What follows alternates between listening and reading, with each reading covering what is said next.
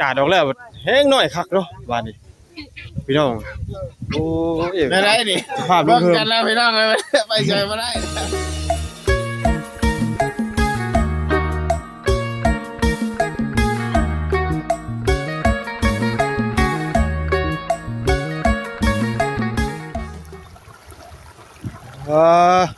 พี่น้องฝนตกเมื่อกี้นี่นี่เดี๋ยวว่าเพิ่นเอิ้นว่าน้ำห้วยเยิงน้ำห้วยน้ำเยิงเนาะพี่น้องนี่ขนาดว่าตกข้าวเดียวเด้พี่น้องเอ้ยเนาะมาทางนี้ก็ทักทายสวัสดีนะสวัสดีเด้อพ่อแม่พี่น้องที่เบิดทุกผู้ทุกคนเป็นทางฝั่งไทยฝั่งลาวต่างประเทศทางเหนือก็ยินดีต้อนรับเข้าสู่ช่องเหนือพาเพลินคือเก่าเนาะเนาะก็ได้มาหาทางสาวคำไม่ห่างลูกหนึ่งอีกรอบอีกตามเคยเนาะพี่น้องมากับโอ้ยฝนตกขาลงพี่น้องเลยแบบอย่างนักเลยคิดง้ออยู่บัดสิออกนี่พี่น้องบ่ฮู้ว่ารถจะออกได้หรือบ่เนาะยันอยู่หมื่นพี่น้องเลยเนาะเพราะว่ามันเป็นนั่นน่ะเป็นทางแบบตีนเขาพี่น้องตีนผู้ตีนเขาขึ้นลงนะแบบคือห้วยเลยพี่น้องมันจะขึ้นลงแล้วก็ขึ้นลงแล้วขึ้นแต่ที่นี่มันเนินเนาะเนินหลักการมันจะสูงนะพี่น้องเนาะแต่มันเป็นดินเหนียวพี่น้องดินเหนียวดินแดงกับมืนเนาะว่าอะไรกับพี่ละถ่ายคลิปแล้วออกไปฮู้เรื่องเนาะพี่น้องว่าสิหมื่นหน่อยหมื่นหลายเนาะแต่ว่าก่อนหน้านั้นนี่จะลาวพ่อแล้วพี่น้องเนาะทั้งลาวเพิ่นเนี่ยเนาะเขามาตอนนั้นฝนตกจังซี่แหละพี่น้องป๊าดเพิ่นออกเกือบบ่ได้เพิ่นว่าเพิ่นสิเป็นอื่นเพิ่นว่าอยากให้ห้องเท่าหัวแล้ววะเนาะก็ได้ก็เข้าไปเบิ่งไปชมทั้งสาวคำในห้างเนาะเห็นทั้งอ้ายเพิ่นก็มาพี่น้องเว้ยอ้ายมาเนาะมาอาทิเพราะว่าทางลุงเฮิมเพิ่นสิเตรียมการเนาะปรับหน้าดินเนาะน้องเว้ยสิปรับแต่ว่าบ่ฮู้ว่าสิได้ปรับหรือบ่มื้อนี้เนาะเพราะว่าฝนตกพี่น้องเว้ยเนาะได้ก็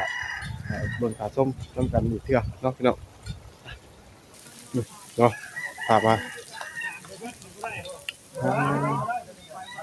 ปกไม้ปกตอกเพิ่นเนาะปกเมืองนัดบักนี้พี่น้องเว้ย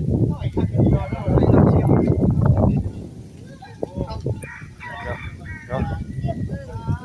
ปรับหน้าดินอย่างก็สิได้เด้พี่น้องเว้ยเนาะเนาะต้นม่วงเนาะเป็นสิขุดเอาต้นม่วงไปปลูกนี่เนาะพี่น้องต้นม่วงต้นลำไยพี่น้องเว้ยเคยมีบ่แม่แบบปลาบืนขึ้นมาเคยมีบ่จิปรับหน้าดินน้องเว้ยทางนั้นโอ้อันนี้ไปยังเอาเด็กนี่เนาะโอ้สบายดีได้เด้อละสิจ้ะต้องงานตัวนี้ออกก่อนมันบ้างอันพากระจาดออกแล้วแห้งน้อยคักเนาะบ้านนี้พี่น้องโอ้ยพี่น้องว่าที่ว่าอันบ้างนั่นออกเป็นรูปเป็นร่างทรงของเฮือนของกระต๊อบพี่น้องเว้ยน้อยหรือใหญ่ก็เบิ่งเอาเลยเนาะ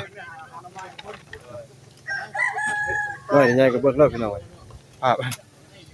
หรือว่าเอาพากระต๊อบเอามันพากระจาดออกด้านล่างเนาะ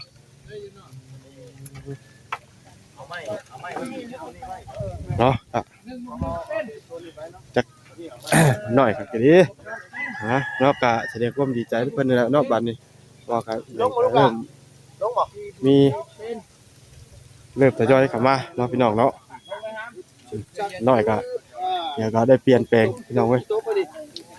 ทางนี้มีตู้เฮ็ดหยังเนาะมีตู้เนาะสบายดีเด้อตู้เด้อโอ้ยตู้น้องมือนะลูกเด้ออันนี้เป็นยังไงนี่ภาพคือ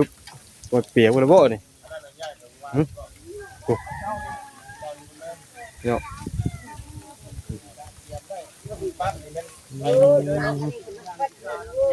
มีหมองอยู่หมองไว้เนาะพี่น้อง จากนี้เนาะจากเก็บมาแล้วเฮ็ดป้อมผ้าป้อมฝนเลยบ่อย ฝนกระตกพอฝนพี่น้องเอ้ยตอนนี้ ฝนเช้าก่อน บ่ไอ้ที่แน่นี่ย่านน้ำเข้าโทรศัพท์ก็บ่แฮงบาดนี้ แล้วก็ยังต้องสั่ง เนาะ มาแล้วเช้าพบกันเอาไว้ส้น เนาะเอาไว้ส้นฝนก่อนนะเนาะเด้อ ไปกันสิ ไปดีเด้อเนาะ ลงมาหันผู้ชมสิโดนตัวแรง ขอมาข้างในก่อน สบายดีเด้อหนวดเด้อ เอ้ยสบายดีทั้งมาไล่น้ำเนาะ ฝนตกพี่น้องโอ้ยอยู่ขากับนี่พี่น้องเข้ามากับจานเหล้านั่นกันนู่นดุยออก เขามาในวิดีโอคนเขา ยันไปออกบ่ได้อีกแล้วนี่ไหวแล้วค่อยไหวแล้วโดย เบิ่ง ได้นี่ ภาพลุ ร่ว ง ม เพิ่ม กันแล้วพี่น้องไปเฉยบ่ได้ เบิ่งภาพลุงเพิ่มเลยเนาะพี่น้องเต็มเลยพี่น้องลุงเพิ่มขับผู้เดียวเต็มบรรยะ ลุงเริ่มขับไฟรถแน่นจริงๆเนาะทำเอาบากไปแล้วปลากระปังบาดตาเลยพี่น้องเลยแห้งน้อยไงฮันแน่ลุงเริ่มขับไปเต็มเลยดังไฟไปสิไปทางที่เจ้าผมต้องหัวได้ทั้งนั้นน่ะแม่ หัววะ หัว บ่หัวก็บ่แปลกแล้วค่อยว่าเนาะ ตัวใหญ่ ไปกันสั่นตายจริงๆนะโอ้เรียบร้อยแล้วถือคนหน่อยเดียวก็ได้ พดเลยเนาะ โอ้ยเนาะ บ้านถึกมือดีเนาะ สิบ้างหลังนี่ว่านี่นะ โดยง่ายที่ปรับนาฬิกานี่เลย ใหญ่ไปทางใด ไปไม่ก็เอาอยู่นี่นะจะเป็น อืม มันล็อกนอก แต่ว่าถ้าว่าผ้าพุทธอากาศบ่เป็นใจมื้อนี้ก็สิได้ล่มเลิกเลยเนาะมันก็สิเฮ็ดบ่ได้เด้อเนาะ ไร มากไปแล้วสิอยู่ไสบัดนี้เนาะ วัดอยู่เลยมา เนาะ มังมีแต่มังเตยมันนี่แล้วก็ยอกันไป ว่าหลังคาเพื่อนน้องไส้เลยครับกูเห็นหัวอ้าวว้าวดีนะ ว้าวดีบ่ เอาดีดิ เรียนบ่ว่าก็โซนน้ำเข่าน้ำนึกก็ฉักมามือค่อย โอ้ ไปเป็นเนาะ ผักส่วนดีนี่เนาะเพิ่นบ่ได้หัวแล้ว ขนาด เนาะแต่ว่า แม่ตู้เพิ่นมงนี่ก็ยังหัวนี่ บ่หัวพี่น้องแต่ว่าเข้ามาข้างในซองไปแล้วฮอดข้างนอก ดี นี่ ได้ เนาะ มันบ่ได้จบได้ประตูนะ ถ้าผ้านี่จังได๋ก็เข้าทั้งผ้ากระจาดเนาะพี่น้องเพราะว่า โทรหาแล้ว เบิ่ง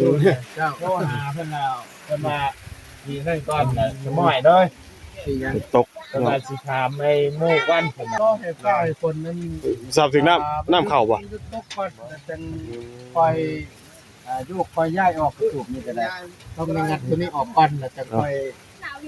ตัดเสาเนาะ เพื่อรอเพื่อยังกะข่อยหิวข้าวได้ข่อยตอนนี้ บ่หมูออกมาดินน้ำพุ่น กินข้าวแล้วไป หมูป่าบ่นี่ ข้าวนะ วาดนี่ บ่นึกว่าหมูป่าบ่ตัวนั้นจะคล้ายหมูป่าเด้อหมูตัวน่ะ หมูตัวน้อยบ่ บ่ตัวใหญ่เนี่ยคล้ายหมูป่าเนาะโอ้แม่น โอ้หมูป่าได้หมูป่าซบแหลมบ่แม่นโอ้ถือเขาชับไปแล้วบัดนี้นี่ กลัวเลย หัวแล้วพี่น้อยนี่โอ้ กำลังย่องติ ยาวๆลงกำลังยอก มันหัวบ่มันจะอยากทำหัวบ่ดิเนาะ ถูกกัน หัวดิมันชาดเก่านี่นะ สวัสดีเด้อ เรียบร้อยแล้ว เอ้ย ไม่ได้ใส่ไม้หรอกพี่น้องเลยถ้ามันถ่ายออกมาเลยเด้อยังไงนะ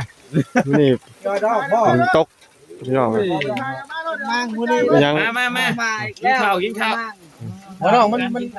นหัวบ่มันเทียบดอกมันชาดเก่าบ่ หัวเลย ฮะหัวได้นี่นะ หัวแล้วเนี่ย บ่ได้หัวไปตอนนี้ นั่นก็หัว แม่นบ่นี่เนาะ หัวจะมองเดียวนะ อันนี้ได้ โดย นี่ได้ แกะได้แกะได้ เทียบบ่เลยเดี๋ยวมันนี่ เฮ็ดแล้ว ลูกหลานกินเนี่ยครับ โหแล้วมีอยู่น่ะ เอาลูกหลานกินบ่ยากแล้วผู้เฒ่าคือเฮากินเนี่ย หมูมีเขียว แต่ผู้เฒ่าได้กินยากยำบ่ได้ นั่นเลยดีเนาะ มุกยังเคยมุกปลา บ่ บ่ มุก ไอ้หยัง สบายดี ปลาแดกเครื่องกับลูกปลา กินแม่ดิลูกหลานก็อยากเพราะลูกหลาน แกะไม่มุกไงแกะมุกกันกว่า เบิ่งสิก่อนเดี๋ยวค่อยซิมึงให้ ไปชิมน่ะ ชิมหรือบ่แซ่บอยู่บ่ เดี๋ยวค่อยซิมึงให้อันนี้เป็นกึ่นไก่ โอ้ย หรือว่าไตไก่ มา เนาะสมัยแตะก่อนนั่นช่วงบ่ตู้เพียน มากินข้าวพร้อมกันไหม ผู้เฒ่าเพิ่นสิมักเว้า เอาออกก็เป็นยังไงจุกน้ำ โอ้ เนี่ย ก็ได้อันนี้ค่ะ มันดื้อมันมึนเพิ่นว่า กินไตก็รับกินตับก็ลืมเพิ่นว่าเขียนหนังสือบ่ติดเพิ่นว่า แท้ผู้เฒ่าตัวกิน แท้ๆเพิ่นจะกินบัดเดี๋ยวนี้บ่ได้แล้วบัด ยืนฟังน้ำก็ได้ ของมันแซ่บ ใส่กระปุกยาก่อนได้ เอาไปแล้วไหม เอ้าว่าแล้วก็ ฝนตกเนาะเพิ่นอาจสิมาแต่โรงเรียนเนาะแม่นบ่ แม่น มาแต่โรง เปิด เรี ไป ยน ลูกหลานติ๊กเข่าเอาแม่ มา มีแต่ว่าเบิ่งไปนํกันเนาะว่าผลมันสิหยุดบ่หรือว่า แต่ จัง ว่า ได๋ คอยเชื่อเลยว่ารถเขาออกมาได้บืนหน้าเฮือนครับนี่พอแห้งเลย ขึ้นนี่ดิ มาเลยกินข้าวพี่น้องครับบุญเนาะ เดี๋ยว ดีเด้อครับ จะได้ลำลาจะจบคลิปก่อนพี่น้องเลยเนาะโดยนั่นน่ะก็ต้อง ได้นะอ๋อพุดเรือก่อนนะ ไปได้บัดนี้เด้อหมู่กูฮะบ่ได้ค่อยก็หิวข้าวเลยเนาะมาดีมีแฮงเด้อ กินข้าว ส กิน บาย ข้าว ดี ไหม เด้อสบายดีเบิดทุกคนไปบัดนี้ใช่น่ะ มาแม่ กินข้าวฮะ ลูกกันเวลาไว้ กินลูกกินไหมครับ มาเด้อเด้อ ป่วยกินเลยมาแต่โรงเรียนใหม่กินเลยลูก กินข้าว กินเลย มาพี่น้องเลยข้าวคำ งั้นกินเจ้าบ่กินบ่โอ้ บูดละ ฮะบูดเลยอ่ะคอย ของเก่าบ่เนาะนี่เลยชื่ออันนี้เขาเคยชื่อแล้วเดี๋ยวพ่อตัวบอกแล้วกันนี่กันจ้ะมื้ออื่นกันสิไปให้แล้วกันแล้ว คือกันอันเดียวกัน บ่ได้อยู่กินตัวนี้แหละก่อน โอ้ยเนาะกระตกเนาะ ต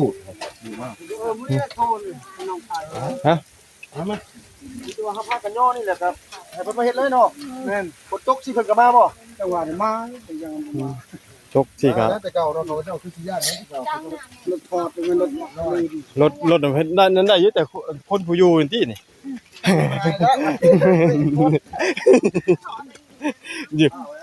อยู่กลางสายฝนเลยพี่น้องเอ้ยนี่ เสามาเมื่อไหร่เสาน่ะโดยเพราะว่ามีเก่านั้น พุ่นโดนรุดเห็นแล้วพุ่นพี่น้อง